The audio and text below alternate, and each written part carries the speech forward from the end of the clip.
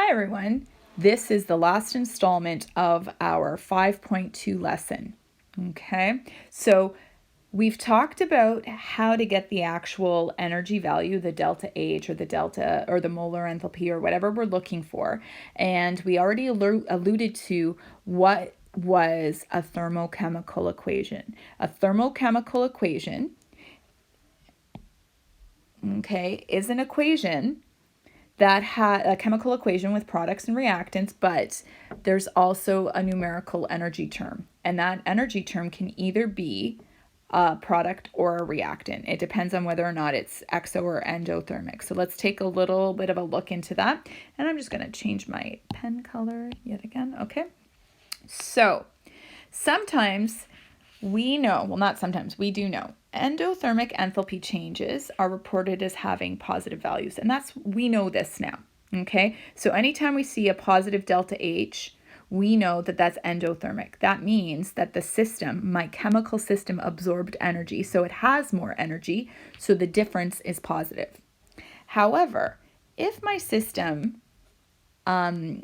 releases energy, that means it releases energy to the surroundings. It means it lost energy. So my system has less energy than it once did. So the delta H is negative. So when we take a look at this particular equation, okay, so I've got water, liquid water, decomposing to hydrogen and oxygen. It's like composite elements, okay? And this molar enthalpy, don't forget, delta H with anything subscript means that this is a molar enthalpy of decomposition. And you know that it's the molar enthalpy because in your units, you're going to see kilojoules per mole. Okay, so decomposition, you're going to see this positive. And that makes sense because that means this thing is endothermic, which also makes sense because you know that liquid water is pretty stable and you have to put energy into the system to decompose it. The law of conservation of energy tells us that if I was to flip the equation around, it's the same equation, okay, just the reverse, the complementary process, same magnitude of energy, only different sign. Okay, so in this case, if I'm synthesizing liquid water instead of decomposing it, this has to be an exothermic reaction. It releases energy and it releases the same amount of energy because you can't make new energy, you can't break energy, you can only transform it. So we can't actually lose energy. So that's why it's just going one way or the other. Okay? So there are 4 ways, and usually on a test, assignment, or exam, or quiz, or whatever, you will have to indicate a thermochemical equation or energy change equation in 4 different ways. So I'll show you these 4 ways. Let's just take a look at them. Let's take stock. So with an energy term involved in the thermochemical equation, or we can have, and I'm going to take this out, a chemical equation with an H plus value off to the side. A molar enthalpy of reaction, okay, and you'll see that one also off to the side. So in this one, I'll have the unit kilojoule per mole because it's a molar enthalpy, and a potential energy diagram, okay? So those are the 4 different ways we have to do this. So step 1, or first one. We've already kind of seen the first one, but let's continue doing it. So in this situation, you're just putting your chemical equation in with an energy term, either on the product side or the reactant side, depending on what kind of reaction. So starting off, endothermic, that means our system needs to absorb energy to happen. So since it needs to absorb energy to happen, it is a reactant. Okay, so that energy is required to move forward, to actually have the arrow going forward to products. So it is a reactant. Okay, for an exothermic reaction, energy is released. And since energy is released, it is a product. Okay, so now we're going to take those chemical equations And I'm just crossing off this thermochemical because it's a regular chemical equation, as you can see. So we're talking about the exact same chemical equation as in method 1, but we've taken my delta H out of the chemical equation and put it to its own sidebar. Okay, and so we've got here delta H equals, and positive because we're saying it's endothermic, and 285.8 kilojoules. You'll see this unit, it's only kilojoules. It's not molar. Okay, so it represents whatever's happening in this equation. Okay, it's not necessarily per 1 mole, but in this case it happens to be because that's the equation we're looking at. Same thing here. If we look at an exothermic reaction, for this particular case, we are releasing energy. And normally, if it was a thermochemical equation, it would be on the product side. But since we've taken it out, it's negative. And you're seeing that it just says kilojoules. And that kilojoules is for this particular equation. Okay. Method 3. Oh, sorry, thought I was done. Be careful of the molar ratios and note that the units for enthalpy changes are kilojoules and not kilojoules per mole. Okay, yes, I did say that.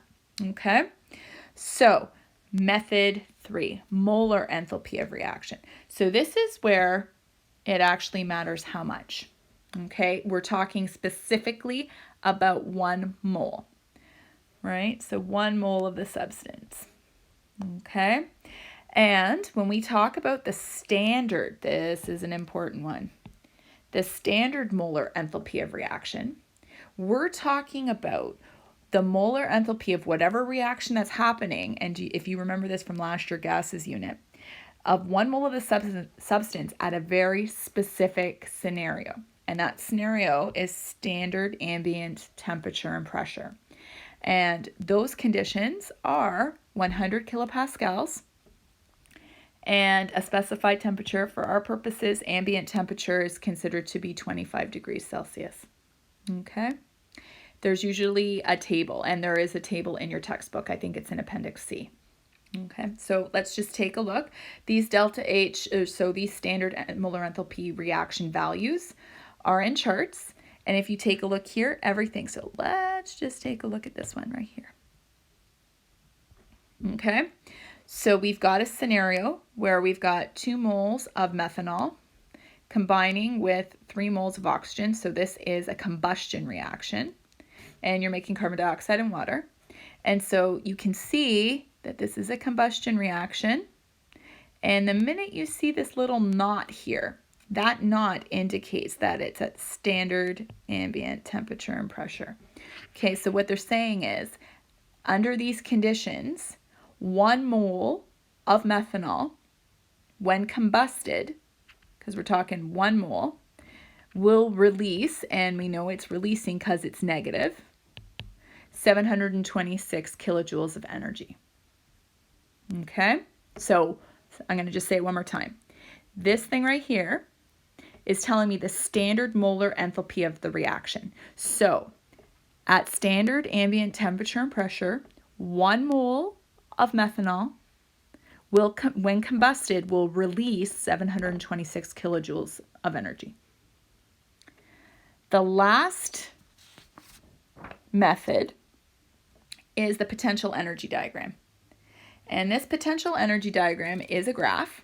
Okay, and what you're going to see, we've actually kind of already seen some of these potential energy diagrams, but now you're going to be on the hook for being able to make one if you needed to. Okay, so this talks about when we break our bonds and make new ones and what that actually means. So when we take a look at our axes, the y-axis indicates the potential energy. The x-axis indicates the reaction coordinate. And all that means is going from reactants to products. Don't overthink it. Okay, reaction coordinate just means how the reaction goes forward. Okay, there's no numbers. Everything is relative because why? We can't ever know the amount of enthalpy. Remember, we only know the difference. So for that reason, we can't put numbers on our axes because we don't know what numbers they are. We just know the difference. Okay, so for an exothermic reaction, remember, we're releasing energy, right? So we're releasing energy. And so for that reason, the reactants lose energy. So when we make the products, they have less energy. And that's why the delta H is negative, because H2 minus H1 is a negative number. So you'll see this kind of diagram, high-low. Then when we switch to an endothermic reaction, don't forget, energy is entering the system. So my products have more energy, my reactants have less, so it's going up. My delta H is positive because H2 minus H1 is a positive number. Okay, and like I already showed you, reverse reactions have equal and opposite energy changes. Okay, so here are some examples of complementary processes.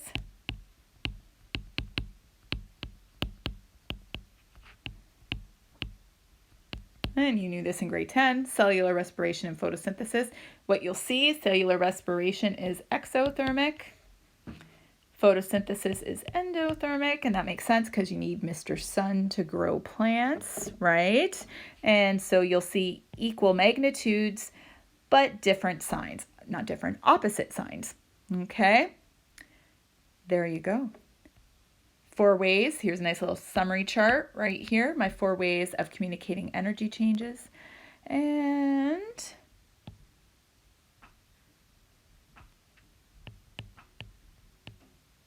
there we go. We are finally done section 5.2. Take care of yourselves, do this homework, keep motivated, keep trying. If you have any questions, ask your teacher in either the discussion drop box, email us through LMS. Don't let this slide.